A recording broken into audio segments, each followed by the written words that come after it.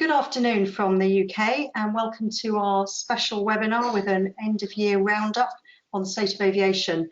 Thanks for joining us today. I'm Becca Rowland, I'm a partner at Midas Aviation and I'm going to be hosting the webinar today. It was going to be my colleague Deirdre Fulton's turn today. You may have seen that on some of the emails that you got, but unfortunately she succumbed to COVID. So you've got me today and we wish her a speedy recovery. Hope she can at least get to enjoy some of the holiday season. I'm really pleased to say we've got a couple of our former guests back today, and so we should be able to bring you a good wide-ranging discussion of where we're at today and what we can expect for 2022. I don't think a year ago any of us thought we'd be quite where we are today, with the industry still operating well below where it was before the pandemic hit us. It's really good to have some capable people to contribute to the discussion today, people who've got their fingers on the pulse of the industry and who can give us some real insights about what lies ahead. One of the patterns that we've seen emerge this year is just a really different trend for domestic air travel compared to international. So we're going to be looking at that in a bit of detail, and also talking about what the impact is going to be or what we should expect for 2022 for airlines and for airports. As usual, send your questions in through the chat and we'll try and take them as we go along. It makes for a more interesting discussion and shakes things up a bit. So please use the chat function and we'll do our best to answer those. So joining me today, we've got John Grant, OAG's Chief Analyst, and welcome back, John. You've just been in Florida, haven't you? I have. I've been to the world of the Magic Mouse, so yeah, all fit, ready and raring to go for Christmas. Good to see you, Becca. And as I said this morning, we did another webinar this morning and we had 3 guests who had just done long haul travel, and it could easily have felt a bit like those parties where you go to as an aviation person, and the moment people know you work in aviation you get all their flight anecdotes, and with 3 people who just traveled long haul, it was there's a lot of anecdotes out there, aren't there, John? Yeah, there are. It's not an easy experience at this moment in time compared to 2 years ago, that's for sure, and you need a briefcase full of paperwork to get anywhere. Yeah, I'm sure we're going to give you a chance to tell us a bit more about your experience and what it's really been like. We've also got Eddy with us, who's the head of advisory at Ishka, and was last with us. When were you with us, Eddy? January this year, I think, January 21. Yeah. Thanks for coming back and joining us. I know you've always got a lot of information about airlines and about finances and aircraft, all good things. No, thank you for inviting me back, and I've not travelled as far as John. I've only done a short leg to Edinburgh, but I did manage to reacquaint myself with flying again, and I hope I can get my flying legs back in 2022. I'm sure, given how much you used to fly, you should be able to get at least a few flights in this next year. Fingers crossed. We've also got Wilco with us, Airline Partnerships Director at Amsterdam Airport Schiphol. And Wilco, you were with us not long ago, September, I think, September this year. So thanks for coming back again. From the world's largest international airport, was it this year? You made some headline this year. Yeah, that's right. Well, thanks a lot for having me again after such a short period also, but it looks so long ago already. And that has nothing to do with the traveling I've been doing. The only travel I did in the 2 years was back and forth to routes in Milan, and that was about it. So I don't have any juicy stories about trips I made, but let's hope that 2022 will give us a little bit more. But yeah, that's right. I mean, Schiphol was in the headlines with being the largest international airport at some time. We haven't been able to keep that position, but I think we'll still somewhere in the top, that's for sure. Yeah, and when we were talking before the webinar, I think you've got some interesting insights as to what's actually happening on the ground at an airport like Amsterdam at the moment. So yeah, we're looking forward to hearing from you today. Thank you, all of you, for joining us today. Yep. So let's start off. We showed a chart a little bit like this a year ago. Just brings home the shock, really, that there's been to aviation as we sort of work in it day by day, week by week. It's easy to forget quite how dramatic this shock has been to aviation. We're still 37% below 2019 levels of capacity, aren't we, John, at a global level? Yes, we are, Becca. I think rather like watching any football match, 2021 has been a game of two halves. And the first half of 2021 was absolutely appalling. It just didn't come back at all. But the second half, and being much more optimistic, because we want to be optimistic in the year-end webinar, capacity growth was coming back quite strongly until about the last week of November, when things began to slow down a bit. But this chart just shows you the scale and the depth of the event that has occurred over the last 2 years. It is by far the biggest and the most dramatic change in aviation that we've ever witnessed and experienced. If you look at this week's data, we're at about minus 26% on capacity versus 2019. Demand isn't probably too bad this week because of the seasonal holiday period coming up, but for most of the year we've probably been lagging in demand on top of the capacity. So if we had, you know, a minus 26% on capacity, we're probably another 20 percentage points down on demand. And we've got some interesting data later on that speaks to that. But this is by far and away the biggest, the stickiest, and the most dramatic event that any of us have witnessed, and we've all been in this industry far too long. Yeah, far too long indeed. Yeah. I take your point about trying to be optimistic. We sometimes have a reputation for being a bit gloomy, I think, but it's a tough one, isn't it? And certainly, though, when we our next chart here has data for capacity up till December, and then we've got dotted lines that show the next few months. Actually, we were at a point a month ago, a few weeks ago, where we were being more positive, weren't we? This is showing capacity by region compared to the same month in 2019. So we're still, unfortunately, looking back to 2019 as a reference point. But come November, December, we actually saw some good growth here in terms of performance. Yeah. And it's still in the schedule, isn't it, for the next few months at the moment, despite everything we're seeing with the Omicron variant. The capacity hasn't been pulled out of the schedule. We're still seeing airlines, in theory, planning to operate at higher levels again. We were doing really well in comparative terms in November. The Southwest Pacific markets, so the Australia and the New Zealand markets were reopening. Even domestic capacity was being rebuilt in those countries, which had been missing for quite some time. Asia was coming back quite strongly. The hubs were rebuilding and regrowing in the Middle East. The Indian domestic market was coming back. Europe was continuing its path of steady growth that we've seen since about May of this year. North America, we've just seen the US reopen for international travel from many of its major trading partners. The world was full of positivity, and things were going in the right direction, and numbers were increasing. It seemed that most travelers understood and had reconciled themselves with travel processes, lateral flow test, PCR requirements, whatever was necessary. And then, as I say, about middle of November, we've been hit with the Omicron impact, and that's sort of softened the market. But airlines this time round have not taken any dramatic steps or responded in a knee-jerk type fashion that regulators and governments have done on their behalf. Many airlines have kept capacity at or near close levels to what was planned 5 or 6 weeks ago. There's a little bit of churn, but nothing out of the ordinary.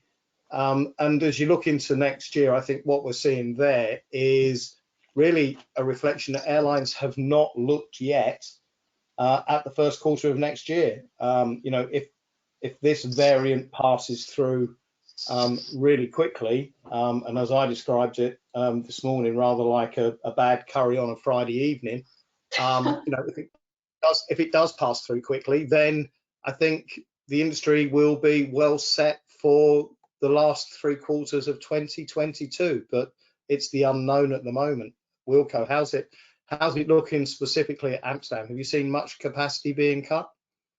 Not really, but I think we agree with that. I mean, in November things were looking pretty good, and I think also here at Schiphol we were kind of concerned, will it maybe get too busy in around Christmas period because everybody wanted to be traveling again. It does seem that if we look at the latest information we got, that it has dampened a little bit. So I think the flights are still in there, but probably the number of passengers that will turn up will kind of drop because people will have to do extra testing and stuff like that. Extra testing is necessary also within the European Union for several countries, like to Italy or to Portugal. So that does kind of dampen the appetite to travel again. And that of course isn't very good. But the good thing is that maybe the capacities will still be in the market when we turn into the new year, and that things will settle down, and that people will have again the confidence to travel and or get used to traveling and making sure that they have all the right papers and all the right testing done before they go to the airport.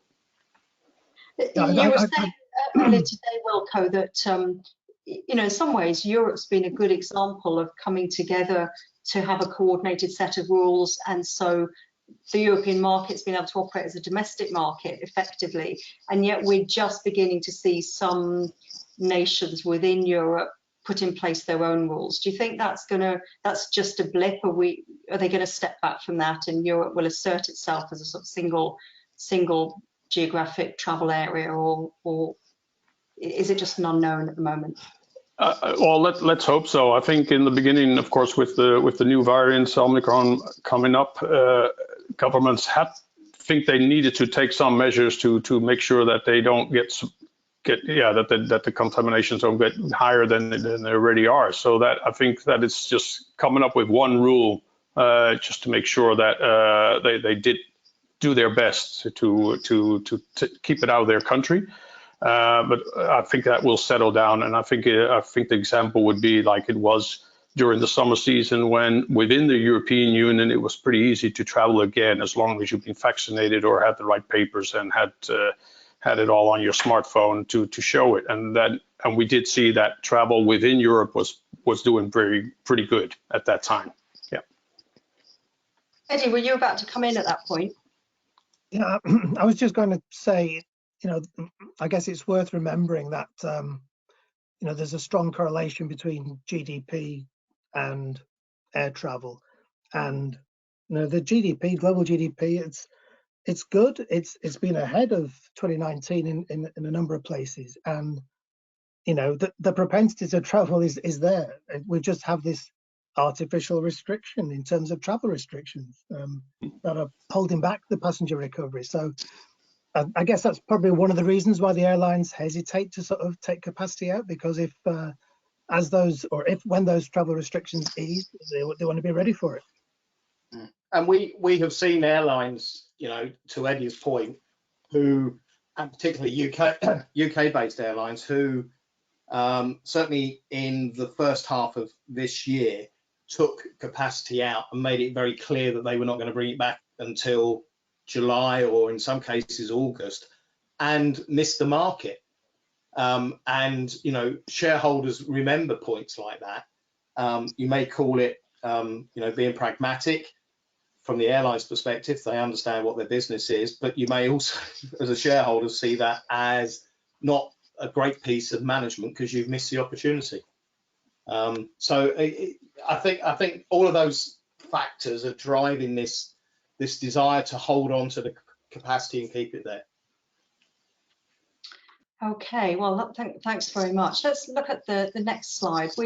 I said at the beginning that we need to look at domestic and international separately because they've really been on different paths, and this tells that story. It doesn't tell the whole story because the domestic is high partly because of a few key markets, China, the US, and so on, where capacity is pretty much close to 2019 levels. Question for you: will domestic travel return to 2019 levels in 2022? What do you think, Wilco? Is that, start with you, do you think in Amsterdam are you going to see, well, I suppose you don't have a domestic market, do you? No, we're pretty much on the same flat level as we had before 2019. So we can skip that one for Amsterdam. I think our domestic market would be the EU, and that was doing relatively well in the summer season. Yeah, I think, Becca, I think, you know, every one of those increases in domestic capacity relates to almost one unique event somewhere in the world. So, you know, the December increases that we were seeing are Australia / New Zealand. September was India coming back, and a bit of Indonesia and things like this. So we can see all of those, and we know that market now is pretty near to its optimal levels of capacity. And obviously the Chinese have flipped a lot of capacity from international to domestic services. I think the US domestic market is running at 88% of its normal levels. I think the missing part of the domestic equation is the international connectivity that we would expect to see, and which then feeds domestic capacity. Places such as the US with their hubs and spokes, Australia with its big hubs in Sydney and Melbourne. So I think that's you know, we've probably reached the optimal point. Will it get back to 2019 levels? I really think it might struggle. You know, there's pressure for increasing use of high-speed trains in France, and a switch away from capacity there that's led to Air France having to reduce domestic flying to get some support from the French government. No, I don't think it will quite get there. Interesting. Okay. Let's have a look at domestic recovery by country. So in this afternoon webinar, we focus a bit more on Europe and the Americas and Africa and the Middle East. So I've taken a handful of countries here and shown that same data. So the capacity versus the same month in 2019. And, you know, broadly, we can see a trend upwards through 2021. So that's quite positive, I guess. When we contrast it to this chart in the bottom right, which is a bunch of Asia Pacific countries, which is what we showed in our webinar this morning, they're all over the place in terms of domestic capacity. But there has been a positive trend, hasn't there, here? And you know, across a lot of these countries, it's not dissimilar. Absolutely. I mean, it's ups and downs. If you changed, you know, if you changed that time series and you only showed the data by quarter, Becca, the lines would smooth out, and it would, in certainly Europe, Middle East, and Americas, you'd have quite a steady recovery curve. But I think there is positivity there. You know, this is another aspect of the positive stuff that we can see. There is recovery in domestic demand, and that's clear to see in many markets. But if you contrast that with Asia, it's been a dog's dinner, quite frankly, of routes being open, closed, Vietnam, India, Indonesia, the Philippines, all opening and closing, Australia closing, and then some states reopening, and then Western Australia declaring itself as a separate country and basically closing itself with the rest of the world. It's been a hugely frustrating picture in Asia across those major markets, with the exceptions of Japan, with the exceptions of China and South Korea. But I think there are some standouts in the Americas and this afternoon's graph. You know, Mexico has throughout this whole process remained open, and you can see the benefit of that in the grey line there that you're just showing. And the USA has done relatively well. Colombia, with the arrival of more low-cost carriers and its geographic challenges of getting from one end of the country to the other, has stayed relatively strong. So there's some positivity around here. So the challenges. I think we find I think the vaccination programs, the different countries, has got a lot to do with this performance. Because I mean, I think in Asia, I think they're a little bit behind the curve in terms of the vaccination programs, and the different countries had different policies. And so you like you say, John, you did have that stop-start activity with a lot of the countries. But within the US and Europe, there's been perhaps a slightly more coordinated response and quicker response, and that's given the airlines a chance to to rebound a bit more quickly. And to answer a question from Paul that's come in about Turkey and Spain looking as though they're heading downwards, yeah, absolutely, Paul. Partly because of the seasonality profile of the markets. Take Spain. A lot of the normal demand is around the Canaries and the Balearics, and it does just drip away a little bit in the next quarter. Similarly with Turkey to some of their destinations, but it will come back. Yeah, I think they benefited, didn't they, from the fact that people weren't going elsewhere, and so relative to 2019, they were doing quite well in the summer months. Yeah, very, very interesting. Okay, let's have a look at the international side of things. We're showing the data in a slightly different way here. We've got 4 broad geographic regions. On the left of each of these charts, we've got capacity in December 21 for a range of countries, the top 10 countries in that region. And then on the right, we've got December 21 data. So December 2019 here, December 21 here. Some real differences. And I think certainly what struck us this morning was just how little international capacity there is in Asia Pacific. So compared to that, Europe seems to be doing relatively well. America's a bit more, the capacity is clearly a bit more up there with where it was 2 years ago. Eddy, where does this leave airlines? Where, are we seeing the European airlines just fundamentally doing better than airlines in Asia Pacific? Yeah, I think I mean, you've hit the nail on the head. I mean, the issue with Asia Pacific is there is a lot of international travel, and bearing in mind, the vaccination programs there and the lockdowns that they've had and the staggered events, it's just not been possible to run, the kind of level of services that we're used to seeing. And so the airlines there have struggled. If they've had cargo operations or been able to operate cargo, that's been a bit of a lifeline for some of them. But for others, it's just been a case of, laying low and just trying to, manage costs as best as possible. I think one of the things we see here, Becca, and you take Europe as an example, I think, is that in many of the major markets, we're seeing the number of destinations served be pretty much close to what was served in 2019. The number of destinations being operated or the routes being operated. It is the frequency of service with which they are being operated that is down. Classic examples would be Heathrow JFK, which was December 2019, probably 13 flights a day between the 4 airlines that were operating, and it's probably only 7 or 8 at the moment. So that's where the capacity gap is certainly being felt in the UK and Germany, and Wilco, I would suspect that's the same in the Netherlands. Every destination is being served, but perhaps not quite with the frequency it used to be served with. Yeah, that's right. I mean, if you would take a comparison of now with 2019, I think we're pretty much up at the same number of destinations. I think if we look at currently, we have about 236 passenger destinations being served from Amsterdam, which is pretty much as it was 2 years ago. But yeah, as you said, John, I mean, the frequency is much lower.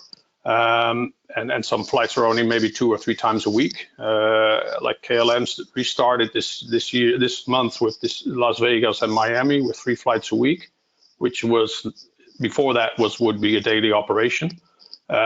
We welcomed back Air Canada yesterday. They were gone for nearly 2 years. So the airlines are flying or have been flying, and but the number of times that they flew is a little bit less, or smaller aircraft. But also there, we also saw that the 380 of the Emirates has been put back into the market. So some are optimistic, or at least want to make sure that they can capture the demand once it's there. We've seen a number of aircraft orders as well come through in the last few days, haven't we? We've seen particular types of aircraft that are proving more popular in this environment. I mean, Yeah, absolutely. I think that's. I think we mentioned that also. I mean the good thing is that airlines are not only looking at what's happening in the coming 2 or 3 weeks, what maybe they were doing once this whole COVID pandemic started, but they're also trying to position themselves in the right way for the future. So, like what KLM and Air France announced, there are 100 Airbuses that they're going to be buying to replace their fleet. And that, of course, is an investment in capacity, but also in sustainability. So I think they're using the crisis also to make the next step in a positive way, and that's I think is a positive way also to look at how the industry is coming out of this crisis. Eddy, do you want to comment there about how the airlines are trying to balance the need for capacity with what they need to be doing in terms of renewing fleet and getting more environmentally friendly aircraft on the, in their fleet, but at the same time having too much capacity perhaps that they can't get rid of? Yeah, it's a complex game that the airlines have to play. But I mean, one of the drivers at the moment is this whole issue of sustainability and the ESG thing. So I mean, the banks, the finance houses that fund, the aircraft, these banks and finance houses, they're either funding or investing, but they have to do that sustainably. They need to show that they're doing it to sustainable companies. So the airlines have to be sustainable. They have to do what they can. Part of what they're doing is, looking at sustainable aviation fuel. We all know that costs more than the regular kerosene. So there's a cost element. So therefore, the airlines have to fly the most fuel-efficient aircraft they can. So of course, buying fuel-efficient aircraft, modern aircraft, that they also become financeable. So those issues are sort of driving each other along. So yes, the airlines need to have the latest equipment, generally speaking, so they can compete, but also so they can be financed. It's quite a challenge for them, isn't it, at the moment?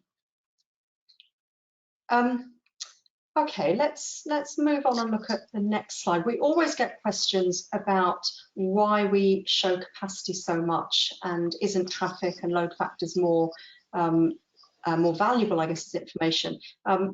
It is, but there's always a time lag getting the traffic data through. Whereas capacity data, because the schedules are in place, we can see, up to today what the schedule is, and we can even see for months ahead. And so it's very timely. So, but we always acknowledge that it's not the same as what actually flies. So we've now got August traffic data in. So we had a look at July and August this summer. So admittedly, that's a Northern Hemisphere perspective on summer. So apologies to any of you who are in South Africa or somewhere else below the equator. We've compared July and August 2019 with July and August 2021 and taken a number of routes here. We've just got 4 as examples, and the yellow vertical bar shows the passenger traffic that we're recording for those routes, and the little diamond shape with the number is the load factor that we're seeing. So there's not we've done the same exercise for some Asia Pacific routes. There isn't just one consistent pattern coming out. I think what John said earlier is right, that passenger load factors are obviously well below where they were. So if capacity is down, traffic is down even more. But it's not universally so. If we look at Cancun, Mexico, a strong domestic market, leisure market, traffic was up and load factors were barely changed. We've seen some markets grow. So this market between Ukraine and Moscow has actually grown in terms of passenger traffic. And then obviously markets like New York, Heathrow, traffic down substantially and load factors down as well. So what did fly was only about a third full. Becca, John, are there any sort of lessons here? Yeah, Becca, I think what you see here is a reflection of different government policies, processes, and travel restrictions. So, you take the example of Cancun, Mexico. Mexico was one of the few countries in the world that remained open throughout the pandemic, certainly benefited from traffic from the United States flowing down into Cancun and into other leisure destinations. So, you know, slight increase in capacity, load factors pretty stable, probably making marginal profits for all of the airlines operating. Frankfurt, Palma, some reduction in capacity, but, you know, load factors were not bad. Unfortunately, not as high as 85. And then you look at JFK Heathrow, which essentially was closed in the summer, unless you're a government official and you could, or you were a US resident. You know, it's closed to all Europeans and anyone from the United Kingdom. So that stifled demand, and capacity followed the same direction. I think in the case of the market to Moscow, that may have been Russian diplomats going back and forth, just making sure they've got everything prepared in the Ukraine for whatever steps they take in the winter. Well, in Amsterdam, we kind of, let's say, like if you compare like the JFK Heathrow with JFK Amsterdam, we would also see the same type of trend, less capacity, and the load factors were down. But with opening up of the US in November, we did see the load factors really jump up tremendously compared to the months before that. And interestingly, we also saw that routes to, let's say, Palma or Ibiza, that even the passenger numbers were higher than they were in 2019. So it was like more like if passengers could not travel outside of the EU, they would travel to where they could travel. So in fact, that kind of did save, or we did see some good traffic going to Spain in that sense. So even load factors were pretty high. Yeah, I don't think we should underestimate the pent-up demand that existed out there as soon as routes opened, and will again be beginning to bubble away now. You know, the fact that France has said the ski season is off from the United Kingdom from 4 o'clock tomorrow morning is extremely frustrating for those people who plan to travel, although of course they could still fly to Germany, stay one night and then go to France, and the French wouldn't have a clue what was going on. But that ski market will travel as soon as it gets an opportunity. You know, if the restriction is removed in January, they will be on the slopes in February. Yeah, but for those resorts, they've missed. It's the tourism businesses that will suffer there, isn't it? As well, that they will have missed that potential market that they can't ever get back. They might win the passenger back, but the traveller, but they'll have missed December, January in terms of the tourists visiting. Absolutely, and someone, Greg has said they're surprised at the Heathrow JFK load factor. Well, when you think about it, Greg, most of the market couldn't travel. If 50% of the market would normally be comprised of UK residents and the other 50% US, then the UK market was completely closed. And it became very difficult for anyone to travel. Airlines supplemented their passenger revenues with, some creative cargo market generation. So it was worth them operating from that perspective. But it was just that is not a typical July, August JFK Heathrow load factor. That 63% plus is what you would normally expect.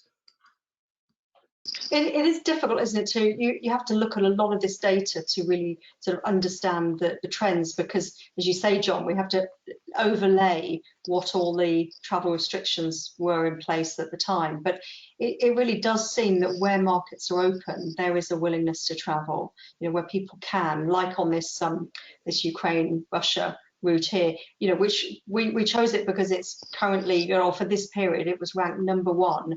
In terms of capacity globally. I mean, it's quite remarkable, really. Yeah, and it does go back to that point about, pent-up demand completely. Yeah. Let's have a look at Omicron. We've got a chart here on the left, which comes from IATA.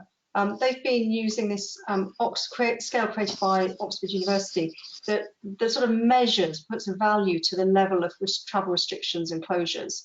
And it's this red line here, it was improving week by week until just a couple of weeks ago when we've got an increase in restrictions.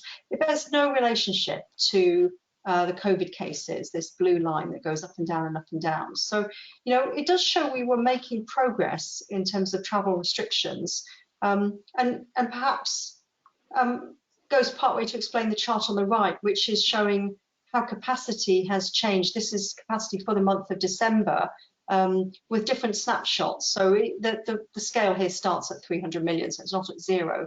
But this is this blue bar is where December capacity was looking at in mid-November, and then each week what's been taken out.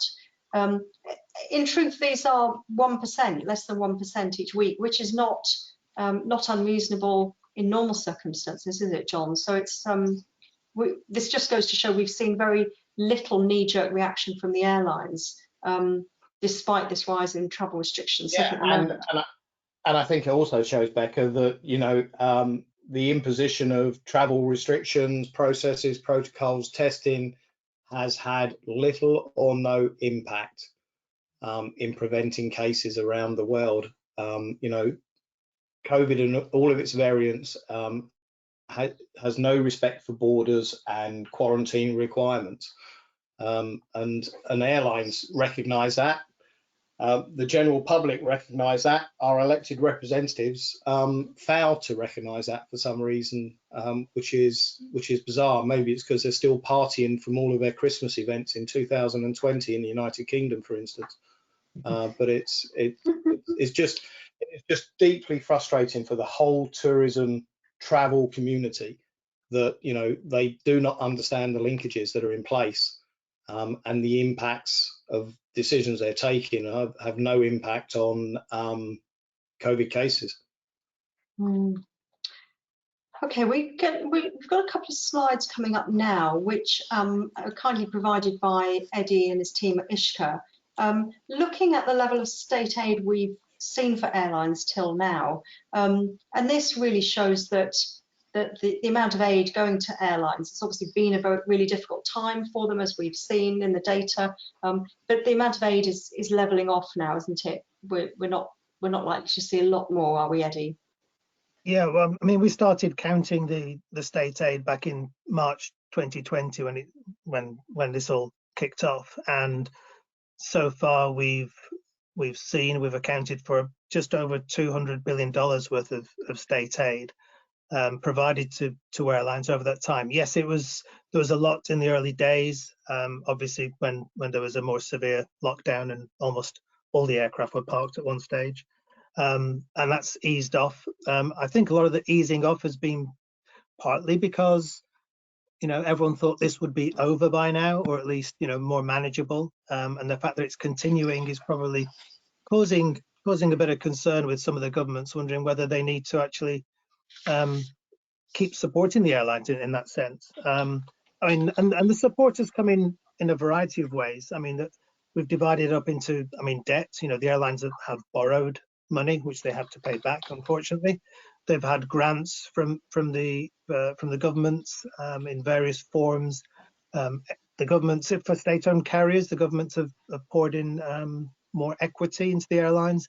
And there's been various other hybrids or tax and fee waivers, just again to try and help the airlines through what everyone thought was going to be a relatively short-term proposition. So yeah, I think it's eased off, but as Omicron is showing us, it's never over till it's over. So there may be more need for support. I know there are some carriers out there who are looking for more state aid. I think there's about another 7.5 billion in state aid.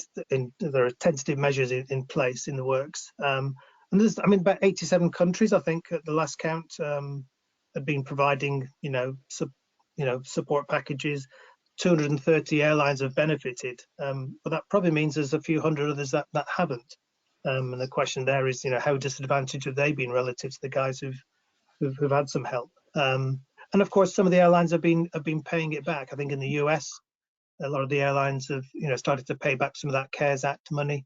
I think Lufthansa has been paying back some of those loans. So those that have had domestic markets, those who've managed to keep going, or cargo operations, they've been able to repay some of that early aid. But others probably going to still need some more handouts. So it's going to be tricky going forward, isn't it? You've got some airlines they may have been helped, but they're carrying a lot of debt going forward. And also this sense of not a level playing field where some have been helped and others haven't. It always surprises me that we haven't seen more airlines fail. And in fact, in your Ishka reports that I see, you've actually reported on quite a few airlines that are, as you say, beginning to make a contribution again, that are coming out of restructuring. That actually, it's sort of quite surprising how many are still around and are managing. Well, yeah. Well, I mean, we've seen this sort of appearing in waves, haven't we? And so, like a lot of the early restructurings, you know, the Avianca, the Aeromexico, the LATAM, etc. They've gone through the process. Asia is slightly behind that curve, and so we're seeing Thailand and Malaysia, you know, the airlines in Indonesia having to look at these things. Garuda, for example, is going through the motions now. So there's still, you know, some airlines that have tried to ride it out, but you know, this has gone on for longer than I think everyone had anticipated, and therefore they're only now just coming to the table. So yes, there's still more to come, but as we've seen, you know, you can come out of this at the other end. And I guess we've seen some startup carriers as well now, and of course they have an advantage over and above, you know, carriers that are now carrying, you know, large amounts of debt in which they have to service. Yeah, well, we're seeing plenty Eddy, of startups. Go ahead, John. Yeah, Eddy, do you think, to your point earlier about, you know, new aircraft orders, that drive towards sustainable fleets, next gen, etc., etc., is that a market distortion because some carriers have been refinanced, supported to a greater extent than others, and now have the ability to do such deals, and they're in a better position? And, you know, taking the Air France KLM deal for 100 Airbus aircraft, I mean, they've both been supported very well by their respective governments. That would not have been possible in the UK, where the UK government seemed to not be able to spell the word airline at the beginning of the crisis. Do you think that's a factor? Well, I mean, a lot of these orders that have been coming in, they're not for immediate delivery. A lot of them are for delivery in the second half of this decade. And I think the intention, obviously, is for the airlines to be cash flow positive by then, so they can actually afford to take these aircraft. So I guess the orders are being placed now. They're reserving the delivery slots with the expectation that the markets will obviously be better when they come around to taking them. So, and to what extent is I mean, this is quite a large sum of state aid when we look at it in this sort of big chunk like this. To what extent is it stopping consolidation that should be happening in the industry, that we should be seeing in a time like this, where, you know, this massive shock to the industry? You would expect to see more consolidation, more failures. Are airlines just distracted and not able to look at those options, or is the state aid getting in the way of the market working? Well, nobody wants to answer that question. Well, I was going to leave it to Eddy to start with, but, you know, the reality is, given the way that airlines are structured and the regulatory processes in many markets, Becca, and in many countries, consolidation is not possible. Or it's not possible in an effective way, because, you know, majority ownership has to rest in the domicile country of that airline. And that's why, whereas we've got 3 global car manufacturers and 3 global soft drinks manufacturers and 3 global, you know, home good appliance suppliers, we have multiple airlines, because it's the only way they can operate. And consolidation would absolutely make sense, but it's just practical. Sorry, John, I think part of the picture with the state aid is that terms and conditions apply. And I think one of the things I guess you can't do if you've had state aid is start to do, you know, consolidation type deals. Yeah, I think that was one of the regulations also, I think, in the US, and probably also you can't have state aid and start buying other airports, other airlines in that sense. Right. And for sure not airports, let's put it that way. Yeah. Yeah. Okay, let's I want to move on now and give those of you who've travelled a chance to talk about that experience, I guess. So what we're hearing, what we understand, what is sort of obvious really, is that there's just more friction these days with passengers wanting to travel. We're hoping that there's demand has been rising, that there's more people who want to travel, but especially when we get new rules coming in, it just makes it harder. I think one of our guests this morning, and probably John, you as well, was saying you can have the right apps on your phone, you can have the right printed paperwork, and a lot of young people don't actually have, you know, access to printers these days, so getting printouts of things isn't an obvious solution. Then you can still turn up at the airport and find you've not got everything you need. There is a lot of friction at the airport, isn't there? Immense complexity and confusion, even amongst the most hardened, experienced travellers, with the rules changing on a moment by moment basis. I mean, just is an anecdotal personal experience. I went to Florida at the beginning of this month. 2 days before we travelled, the US changed their testing requirements from within 72 hours to the day before travel. So lots of people scrambling around trying to get new bookings for lateral flow tests that had to be witnessed by an independent person. Within an hour of being on the aeroplane, we heard that heading to the States, we heard that the UK government had imposed a requirement for a lateral flow test to be taken 48 hours before departure back to the United Kingdom. So everyone on that aircraft and every other aircraft was then arriving at their destination, scrambling around, trying to find where you could get such a test in the United States and how much it was going to cost. And the prices ranged from $150, I think, up to, I think some people paid $250. And, you know, part of that might be profiteering from suppliers. But when you've got a family of 4, that's a significant amount of additional cash you need to find. So that's very frustrating. People turning up at airports more than 12 hours, 11 hours before their scheduled departure time, because they do not know if they've got the right pieces of paper. And if they haven't, you know, where can they get testing undertaken at the airport or somewhere else? So that was another experience. And then perhaps the worst one, quite frankly, was, you know, I'm not embarrassed to say it, 3 scheduled airlines all arrived on time at a major US international gateway, along with an Emirates flight, and there were 1,000 people trying to walk through a 2-meter wide corridor with their baggage because the airport doesn't have the necessary immigration facilities to cope with the demand. That was the most toxic COVID environment I've probably witnessed in the last 2 years, and yet we're supposed to be getting better at handling these things. It was appalling. And Wilco, how's it working for you at Amsterdam? Are you seeing passengers arrive earlier as well? I know IATA put out a piece of research saying, you know, passengers are now spending typically 3 hours at an airport as opposed to 1.5 hours. So if you had half the number of travellers, but they're all spending 3 hours, you're actually back up at the sort of capacity levels that you were at before. Is that your experience?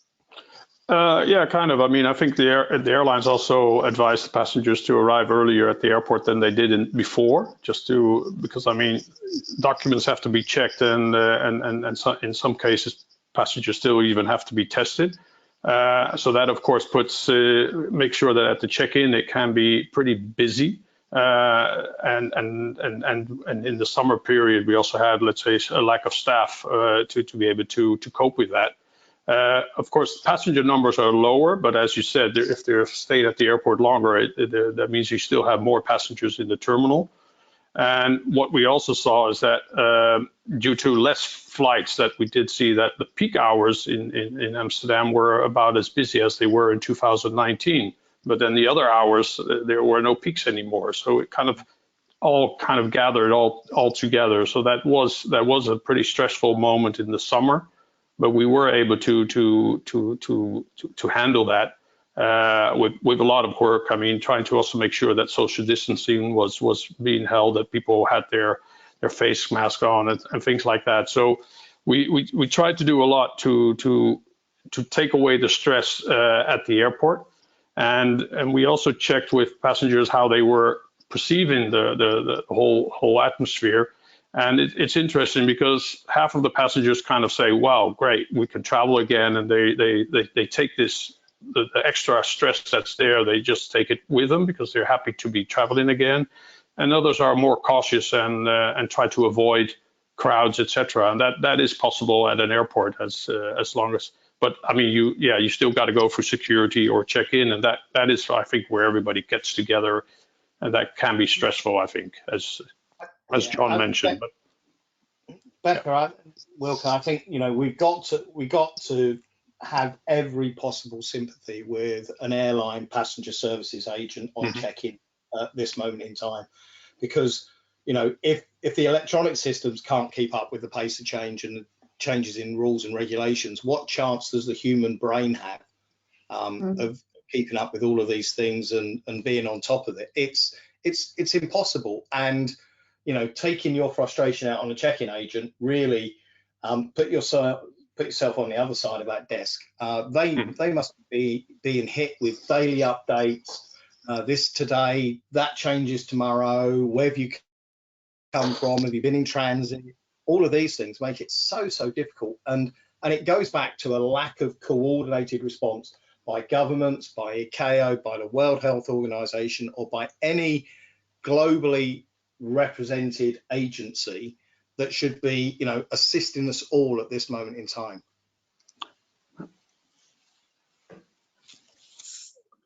It sounds, John, as if you've personally witnessed some people being rather stressed with check-in agents.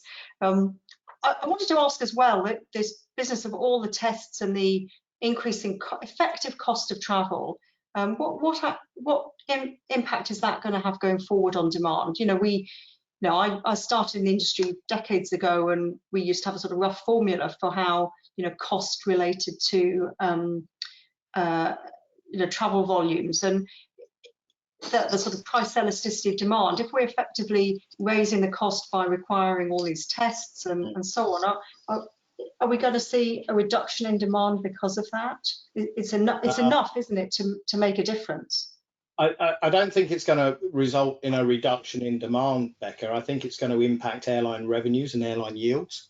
There is absolutely no margin and elasticity for airlines to look for revenue increases and yield increases in the coming months.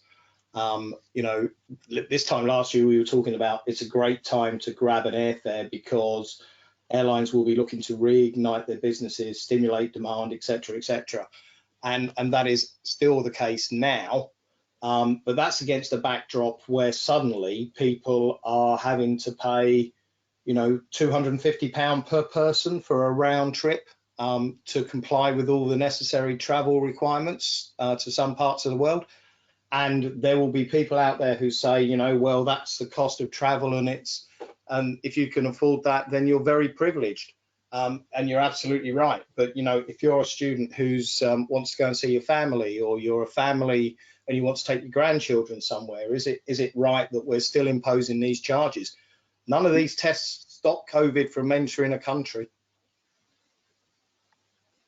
Yeah.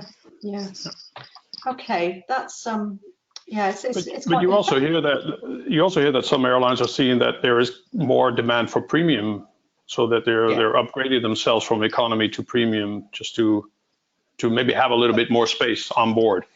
And they have the finance to do it. I mean, they haven't been traveling for such a long time, so if I'm allowed to travel, let's do it in more style. Yeah, absolutely, Wilco. And I think that's maybe the one glimmer of hope for many airlines, that they've found this silver surf disposable income community that previously couldn't get near a business class or premium economy seat because airlines were revenue managing them for fully flexible fares at the last minute. And some of those have opened up capacity and seen that there is a market that will book and will book well in advance to give them cash flow benefit. So we've got a good question in from Emily here about this lack of coordination between sort of international organisations. You know, if she asks if they were to communicate with airlines, what benefits would a passenger see, and what sort of coordination would we want to see? Are you able to say what that might look like? You know, it sounds really simple, but a common user app for inputting and updating your travel vaccination status, call it a passport or whatever, that is accepted by every country around the world, would be a huge, significant step forward. I flew with British Airways in the last week of October, and I had to use, I think it was Very Fly as an app. And then when I flew with Virgin Atlantic recently, I had to use a different app. And they've got different processes and different procedures. Multiply that by everyone else, and EasyJet's got a different app. You know, let's just have a common app, rather like we have CETA as a common communications program and platform in the industry. Is it that difficult to achieve? We were hearing about, you know, IATA having something ready in June. So what's happened to that? Is that nobody knows? I haven't. No, I haven't, and haven't seen anything. And you know, that's the whole thing. We've got all of these unilateral steps and initiatives, all of which are commendable and designed, you know, and hope to do something. But at the same time, it just fragments and confuses the market further. Well, I mean, well, in the European Union, it was pretty easy to use your mobile phone just to show that you have been vaccinated, and then we're free to travel. I think that was pretty easy within the European Union. I mean, going to Milan, it was you do have to go into a website and fill in some forms. I think what it is more that every time the rules or which forms you have to fill in, they can change overnight, and that I think makes it kind of uncertain and very stressful for each passenger. Will it change while I'm traveling, or will it stay as it was? So it's yeah, nobody wants surprises like that. No, for sure. I'm going to miss the next slide because I think we can move on to this final slide. This week we saw the last A380 roll off the production line. It's been a big part of the industry for a long time, hasn't it, John? But as this slide shows, it actually never made up more than about 1% of capacity. Yeah, absolutely, Becca. I mean, it was iconic. Travelers loved it. You know, it was big. It had so many good soft benefits, but the commercial reality is that 4 engines are expensive, and that doesn't help. And that it needed big volumes of traffic, and it never really, unfortunately, got any interest from any of the US major carriers. And sadly, we are where we are now, maybe 5 or 6 carriers at the moment operating the aircraft. Emirates accepting that they're going to have to use it for the next 10, 15 years at least. And they can, because they have a super hub in Dubai that demands that type of volume and that type of connectivity. But it's a shame to see it go, but it never really made it. Was it before its time? Was it after its time? I don't know what history will tell us. Eddy, what's your thoughts? Yeah, I think you summed it up there. I mean, probably the thing that didn't help it along was it came to the market a little bit late, and at the same time, you know, the improvements in engine technology and reliability, and you know, just the availability of twin-engined aircraft that could prove that they could fly transatlantic, trans-Pacific. It just gave airlines a lot of other options rather than going hub and spoke. They could start going point to point, and that sort of diluted the market a little for it. And you know, great airplane as a passenger, but you know, you need the loads to make it happen. And what's happening to the A380s that aren't being flown now? Where, you know, we've got a lot of aircraft sitting around, parked on the ground. What are we seeing happen to some of these aircraft? I mean, the used market at the moment just seems to be to break them and part them out for beer cans or for spare parts. I think the early ones that have been retired, like Singapore and Air France aircraft to start with, they're being parted out or are being broken up. In terms of what the used market might look like, you know, I know carriers have looked at trying to dispose of their fleets, you know, so the Thailand and Malaysia, etc. But there is that very limited secondary demand for those aircraft. So it remains to be seen whether the airlines can bring them back into service. I mean, some of them, as John mentioned, are coming back into service, and you know, for one reason or another. But people need to, you know, try and make the most of them as they have them. Well, end of an era, and we're just about at the end of our webinar. Becca, sorry, before you ask us our tricky question at the end of the year, I've just counted. There are less than 60 airlines who are trialing the IATA travel pass at this moment in time, and notable carriers who are not on the IATA website as trialing this include American, United, Delta Airlines, Qantas are not on there. I mean, they haven't had any travel internationally until, oh yes, I apologise, they are there. But there's a host of blue chip airlines, major, Ryanair obviously aren't on there, EasyJet aren't there, that major carriers who are not subscribing to this. And that just highlights, I think, the challenge of, you know, we need a common platform that we can all use. Yeah, well, thanks very much, John. That's interesting. Yes, I was going to come to, we should be wrapping up. And thank you everybody who's asked questions, and we've tried to bring some answers to you as we've been going along, and we've had a little bit of chat in the background. So thank you all for participating in that way. Before we go, a question for each of you.